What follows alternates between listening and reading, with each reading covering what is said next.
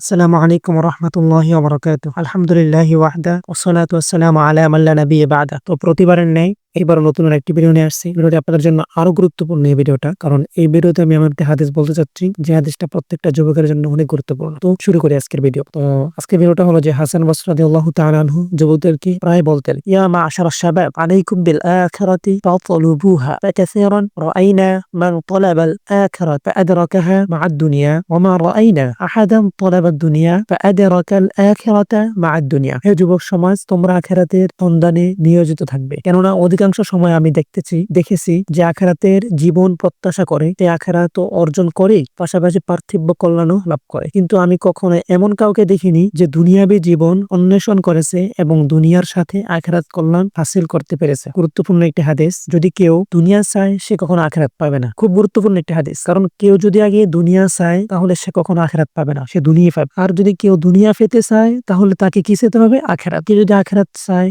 বা আমল করে আখিরাতের জন্য, তাহলে সে কি পাবে? দুনিয়া পাবে, আখিরাতও পাবে। উভয় জাহানে কল্যাণকামী হবে। তো আজকের হাদিসটা অনেক গুরুত্বপূর্ণ ছিল। তো প্রত্যেকেই দোয়া করবেন আমার জন্য, প্রত্যেকেই ভিডিওটা শেয়ার করতে বলবেন না। আসসালামু আলাইকুম ওয়া রাহমাতুল্লাহি ওয়া বারাকাতুহু।